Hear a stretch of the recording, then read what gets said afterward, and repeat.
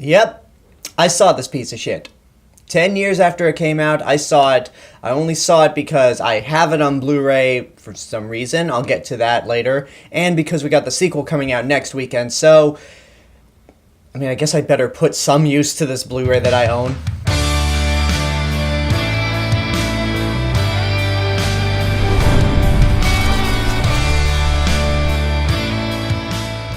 Mamma Mia came out in 2008, specifically July 18th, 2008, which is the day The Dark Knight came out in theaters. This is based off the musical of the same name, which it itself is based off a bunch of ABBA music. The movie follows a young woman played by Amanda Seyfried who's about to get married, but wants to know who her dad is. So in the most teenage sitcom way possible, she steals her mother's diary, her mother played by Meryl Streep, and finds out that there are 3 men in her life. So she contacts all 3 of them, played by Brosnan, Stellan Skarsgård, and Colin Firth, to come to this island so she can try to figure out who the dad is. And that's pretty much the overall plot to it.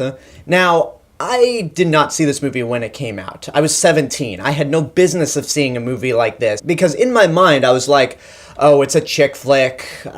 By definition, as a teenage boy, I should not like this at all. And plus, as I said before, The Dark Knight came out the same day, so of course I'm gonna go see a Batman movie over a musical. So I just had no interest, no desire at all to see this movie whatsoever. And then I got a Christmas gift. I may have shown this on my channel, but this is one of my favorite Blu-ray sets that I have. It's the Universal 100th Anniversary Collection, which basically has a buttload of movies throughout Universal's first 100 years of filmmaking. And I've reviewed a lot of these beforehand. You got great titles like Jaws, Jurassic Park, E.T., Back to the Future, To Kill a Mockingbird, Dracula, Spartacus, and Mamma Mia?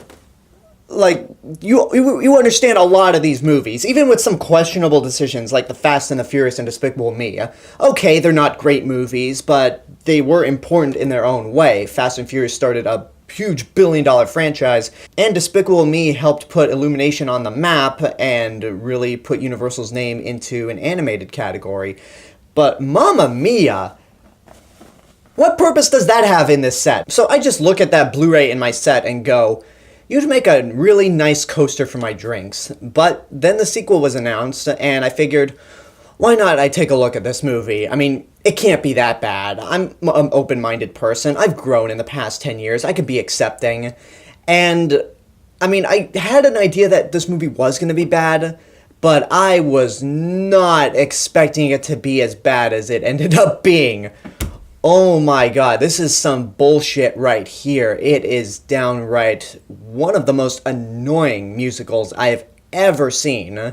Now, I'm not a guy that hates musicals whatsoever. West Side Story is one of my favorite films of all time, but Mamma Mia really tested my patience in terms of musicals. For one, the directing is so amateurish. The dance choreography is just nothing spectacular. There's nothing in this movie that'll make you go, wow, that was amazing. And the singing is absolutely atrocious. People give shit to Pierce Brosnan for his horrible singing, and yeah, he can't sing to save his life.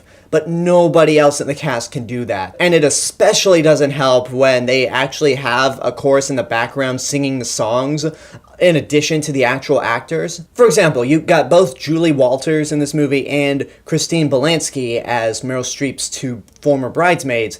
And anytime that they sing, and especially when you hear a chorus in the background, you are like, oh my god, please make it stop. These people cannot sing to save their lives.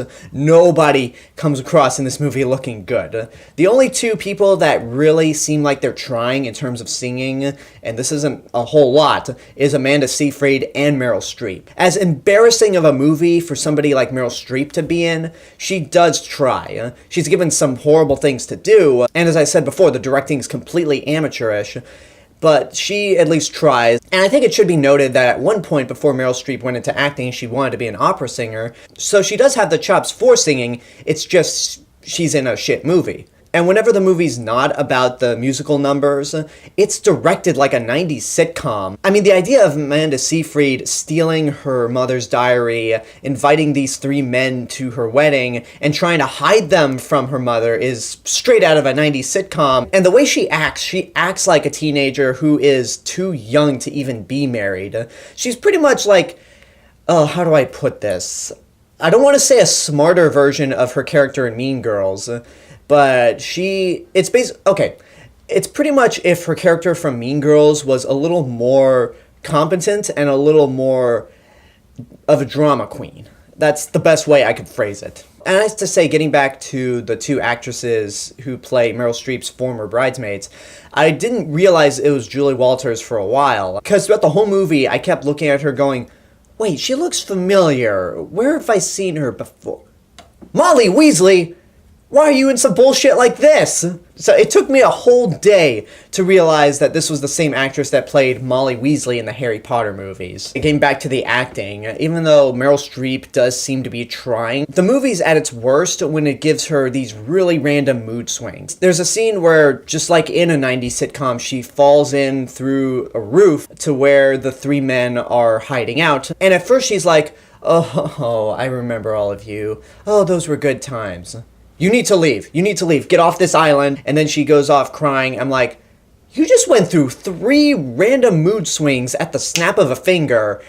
And that felt very rushed. And the movie just, for being an hour and a half, and for me saying that felt rushed, this movie feels like it goes on forever. And it probably has to deal with the fact that if a movie is downright annoying you, if you hate a movie, it feels like it's gonna go longer than it actually is. So I don't have much else to go on with this movie. I hate it, I despise it, it's one of the worst musicals I've ever seen. And also gotta mention that I don't know if they really went out to location and shot this, or if they built sets and had a green screen, but if they did the latter, the green screen effects here look awful. Whenever there's a scene where 2 actors are talking and the ocean's in the background, it looks like some really terrible green screens going on. And you just look at that and go, wow, you guys couldn't have fixed that up even more? So I was originally going to say don't waste your money on this, because watching the movie, I was like, yeah, this is shit, but I do like ABBA music.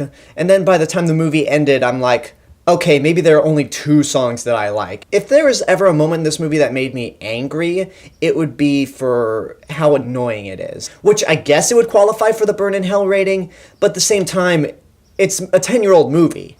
Everyone has had everything to say about this movie and how bad it is. I'm just gonna stick with don't waste your money. What's been said about this movie has been said. It's horrible, it's garbage, and I don't expect anything from the second movie at all. I will see it because there's no point in reviewing this movie without reviewing the second one, so keep your eyes open for that review sometime next week. And until next time, I hope you enjoyed this review. Go ahead and subscribe to the channel, like this video, leave a comment, tell me what you thought of the movie. Don't forget to support my Patreon page, follow me on social media, and until next time, this is the Real Mr. Robinson telling you there's only one.